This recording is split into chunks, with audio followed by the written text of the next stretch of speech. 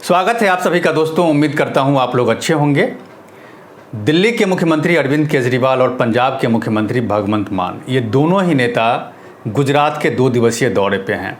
जाहिर सी बात है, इस साल के अंत में गुजरात में विधानसभा के चुनाव होने हैं और यही वजह है कि ये दोनों ही नेता गुजरात के दौरे पे हैं ताकि पार्टी को मजबूत किया जा सके, पार्टी का विस्तार किया जा सके। इसी सिलसिले में ये दोनों नेता गुजरात के दौरे पे हैं और वहाँ जाकर के इन्होंने बाकायदा रोड शो भी किया है, साबरमती आश्रम गए हैं, गांधी जी की प्रतिमा पर इन लोगों ने फूल भी चढ़ाया है। और ये सब इसलिए हुआ है क्योंकि अभी जो 5 राज्यों में जो विधानसभा के चुनाव हुए थे, इन 5 राज्यों में अरविंद केजरीवाल की आम आदमी पार्टी ने 4 राज्यों में शिरकत की थी। 4 राज्यों का विधानसभा का चुनाव आम आदमी पार्टी ने लड़ा था, जिनमें से पंजाब का विधानसभा चुनाव में आम आदमी पार्टी को भारी बहुमत से जीत मिली और सत्ता में आ गए। यानी कि दिल्ली के बाद एक ऐसा स्टेट जहां पर आम आदमी पार्टी की सरकार बन गई और वो भी पूरी बहुमत के साथ। अब अंदाज़ा लगा लीजिए कि पंजाब में विधानसभा का 117 सीट है और 117 सीट में 92 सीट यानी कि 92 सीट लाना बहुत बड़ी बात है। क्योंकि अभी तक जो पिछले जो कुछ चुनाव हुए हैं, वो पिछले कुछ दशक का अगर चुनाव देख लिया जाए तो इतनी सीटें किसी पार्टी को एकमुश्त नहीं आई है। तो जब 92 सीटें मिली और 92 सीट मिलने के बाद आम आदमी पार्टी पंजाब में सत्ता में आ गई, तो इसी चीज़ से आम आदमी पार्टी और आम आदमी पार्टी के जो मुखिया हैं अरविंद केजरीवाल बहुत ही गदगद हैं। उनको ये लगता है कि ये सही समय है और यही समय है कि अपनी पार्टी का विस्तार किया जा सके और इसीलिए इसी सिलसिले में अरविंद केजरीवाल और भगवंत मान दोनों ही गुजरात के दौरे पे हैं और वो भी 2 दिनों के दौरे पे हैं। इस दौरान बाकायदा अरविंद केजरीवाल ने रोड शो भी किया है ताकि गुजरात की जो मौजूदा सरकार है उसको अपनी ताकत दिखा सके, अपना एहसास करा सके। क्योंकि देखिए, अरविंद केजरीवाल जहाँ भी चुनाव लड़ते हैं, उन चुनाव में जाते हैं तो उनका जो फार्मूला है फ्री बिजली फ्री पानी देने का, ये जो वादा है, इसी वादे के तहत वो किसी भी स्टेट में चुनाव लड़ने के लिए जाते हैं। अभी 5 राज्यों में जो विधानसभा के चुनाव हुए थे, यहाँ भी अरविंद केजरीवाल ने वही लॉलीपॉप जनता को देने की कोशिश की, लेकिन पंजाब की जनता के सिवा और उत्तराखंड की जनता ने आम आदमी पार्टी को पूरी तरह से नकार दिया। सिर्फ पंजाब में आम आदमी पार्टी की भारी बहुमत से जीत मिली है। लेकिन देखिए, सरकार बन गई है। सरकार बनने के बाद भी उन्होंने जो वायदे किए थे कि हम सरकार जैसी बनेगी वैसे ही हम पहली कलम से हम सबसे पहले बिजली के बिल को माफ़ करेंगे, वो अभी तक नहीं हुआ है। ऐसा कांग्रेस और बीजेपी के जो नेता हैं उन्होंने आरोप लगाया है कि अरविंद केजरीवाल कहते कुछ हैं और करते कुछ हैं। खैर, अभी वो गुजरात के दौरे पे हैं और गुजरात के दौरे पे अरविंद केजरीवाल ने अपना ताकत दिखाया है। इसको ताकत दिखाना ही कहेंगे कि वो पंजाब में उन्होंने सोचा नहीं था कि पंजाब में इतनी बड़ी जीत होगी और पंजाब में जब इतनी बड़ी जीत हुई तो स्वाभाविक सी बात है कि वो अपनी पार्टी का विस्तार करना चाहेंगे, क्योंकि अभी कांग्रेस बुरी तरह से बिखरी हुई है और जितनी भी रीजनल पार्टियां हैं वो कांग्रेस को यूँ कहे तो भाव नहीं दे रही है। तो इसीलिए अरविंद केजरीवाल का जो ये मकसद है, उनका जो टारगेट है कि धीरे धीरे वो एक एक करके चुनाव लड़े, अगले जहाँ भी जिन भी राज्यों में चुनाव होंगे और वहाँ पर अपनी पार्टी का परचम लड़ाए। इसी सिलसिले में अरविंद केजरीवाल गुजरात गए हैं और गुजरात गए तो वहाँ पर उन्होंने रोड शो भी किया है। आप अरविंद केजरीवाल का जो रोड शो है आप खुद देख लीजिए। वहाँ पर अरविंद केजरीवाल का ये कहना है कि उनको जनता का पूरा समर्थन मिला है और इसीलिए अरविंद केजरीवाल अभी गदगद भी हैं। आप एक बार इस वीडियो को देखिए।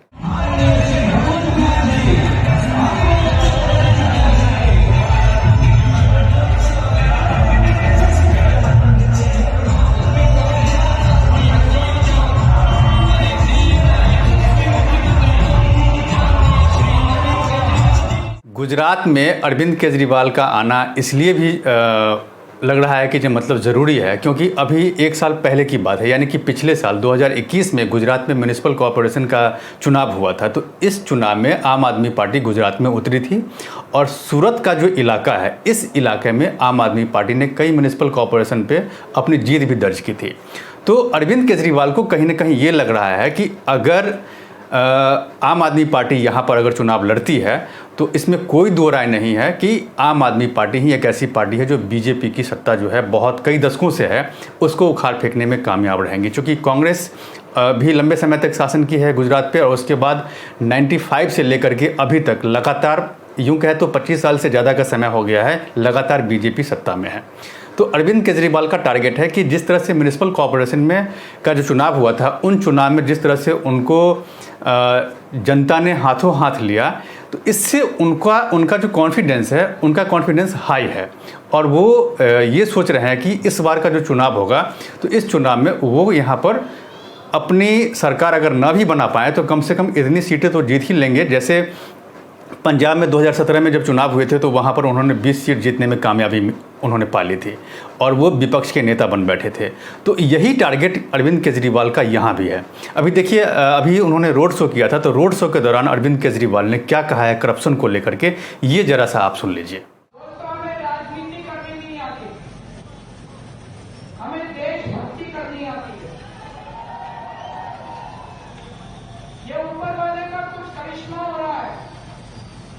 भगवान कुछ ना कुछ करवा रहा है, नहीं तो हम छोटे से लोग 10 साल पहले अरविंद केजरीवाल को कोई नहीं जानता था इस देश में। अचानक दिल्ली में आम आदमी पार्टी की सरकार बन गई, फिर पंजाब में आम आदमी पार्टी की सरकार बन गई और अब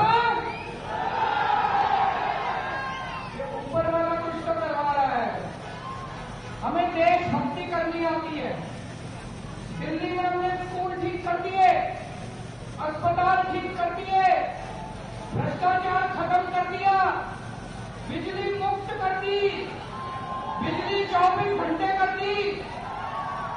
भगवंत मान जी को भी 10 दिन हुए मुख्यमंत्री बने।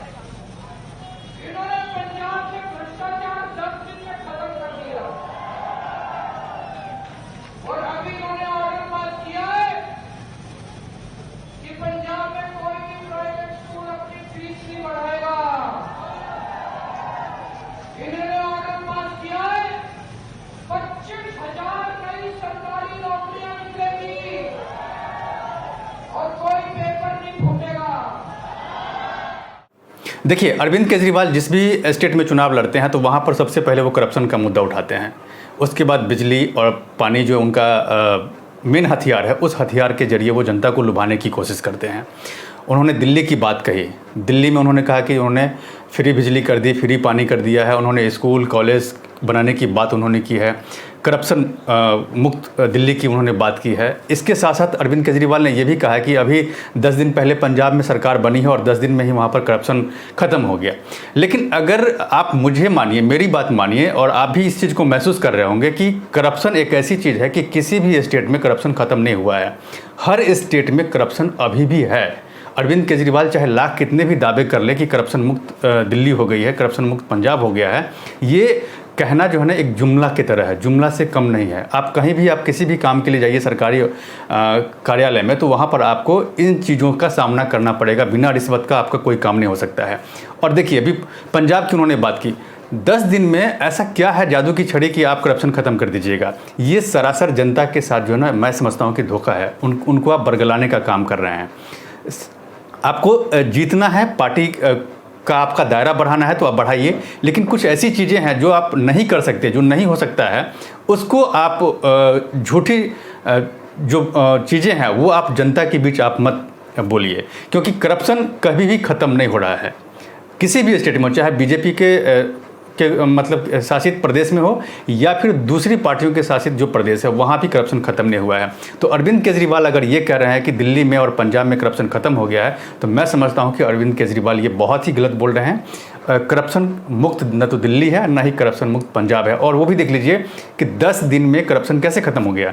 दूसरी बात, अरविंद केजरीवाल ने क्या कहा था पंजाब चुनाव से पहले कि जब वो सत्ता में आएंगे तो आने के साथ ही वो पहला कलम चलाएंगे और बिजली जो है उनको माफ़ कर दिया जाएगा और 300 यूनिट बिजली फ्री कर दी जाएगी। लेकिन देखिए, जब सरकार बन गई है तो उस जो वायदे थे, उस वायदे को लेकर के वहाँ की सरकार जो है सभी कुछ भी नहीं बोल रही है।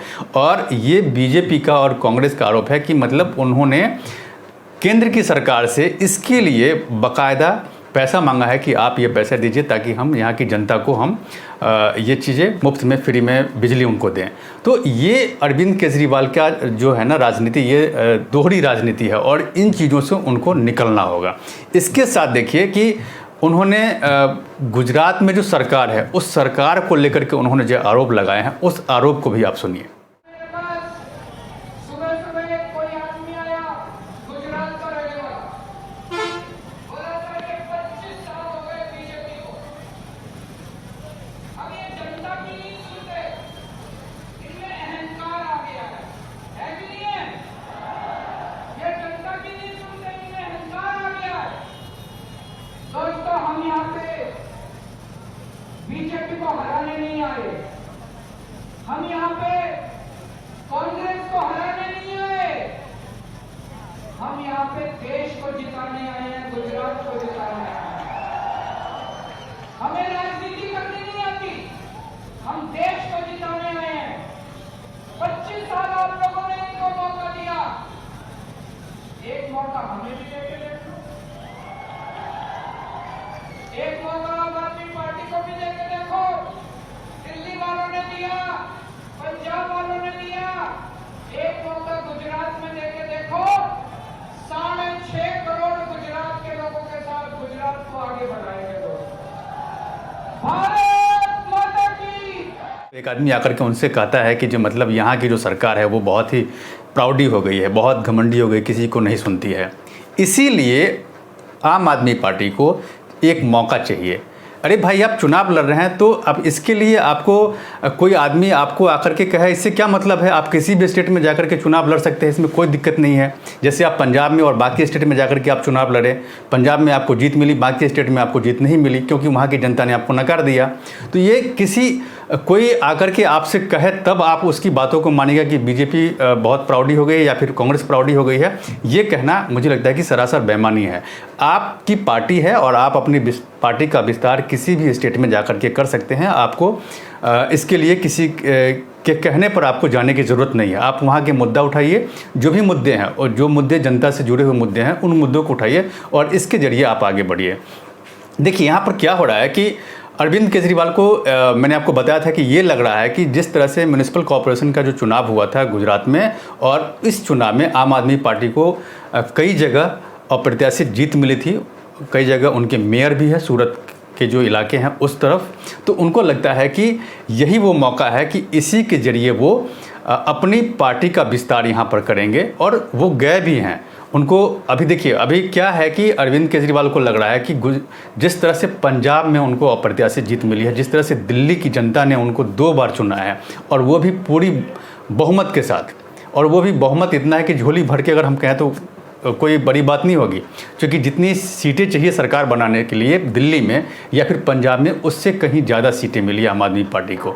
तो ये अरविंद केजरीवाल सोच रहे हैं कि यही चीज़ हम गुजरात में भी ऐसा हो सकता है कि गुजरात की जनता भी उनको इसी तरह से उनको जिताए, क्योंकि अरविंद केजरीवाल ने अभी साफ कर दिया है कि वो गुजरात का चुनाव लड़ेंगे। इसके साथ साथ अभी हिमाचल प्रदेश और हरियाणा में चुनाव होने वाले हैं, इसके साथ झारखंड में चुनाव होने वाले थे। छोटे छोटे स्टेट हैं और इस स्टेट पर अरविंद केजरीवाल टारगेट कर रहे हैं कि यहाँ पर वो चुनाव लड़ेंगे। और उनकी कोशिश है कि जिस तरह से कांग्रेस का डिमोशन हो रहा है, बाकी जो रीजनल पार्टियां हैं वो उनको उतना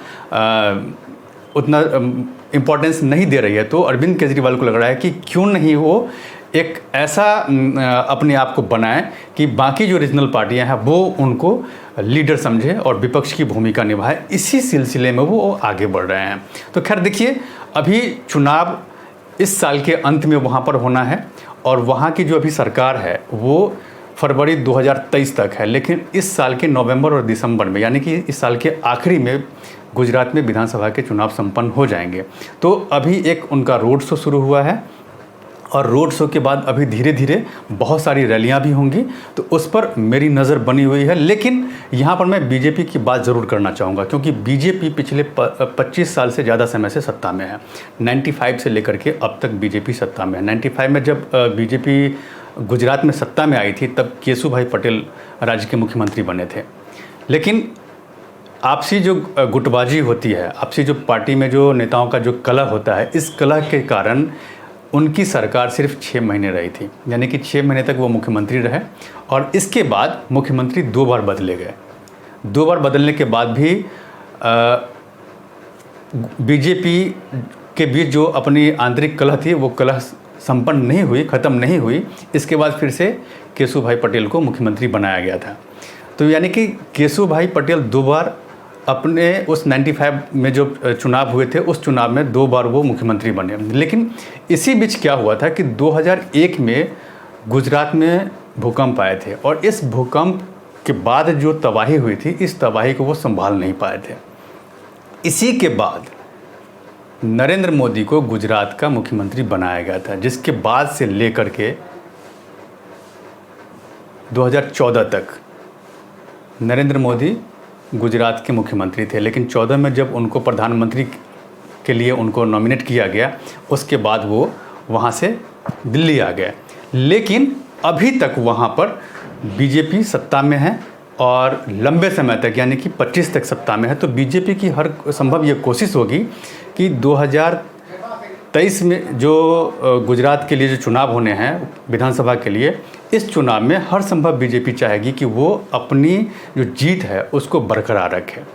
और मैं ये इसलिए बोल रहा हूँ कि गुजरात में विधानसभा की जो सीटें हैं वो 182 सीटें हैं और जीत के लिए यानी कि किसी भी पार्टी को सरकार बनाने के लिए 92 सीट की ज़रूरत होती है।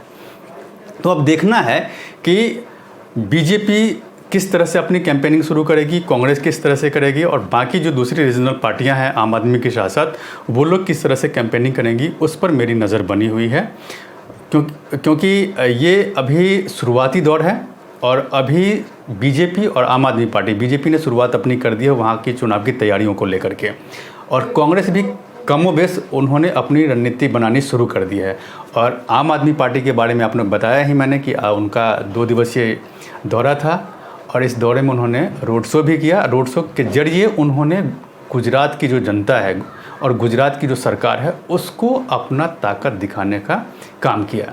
तो देखिए अब अगले 5-6 महीने में क्या होता है उस पर मेरी नज़र बनी हुई है और आप मेरे साथ बने रहिए, आप कहीं मत जाइए। और अब तक अगर आपने मेरे इस YouTube चैनल को सब्सक्राइब नहीं किया है तो प्लीज़ इसे सब्सक्राइब कीजिए, लाइक, शेयर और कमेंट ज़रूर कीजिए। इसमें एक कमेंट बॉक्स है, इसमें आपको अगर कोई भी सवाल पूछने हैं तो आप आराम से इसमें सवाल पूछ सकते हैं और उस सवाल का जवाब मैं आपको दूंगा। तो प्लीज़ इसे सब्सक्राइब कीजिए, शेयर कीजिए और लाइक कीजिए। धन्यवाद।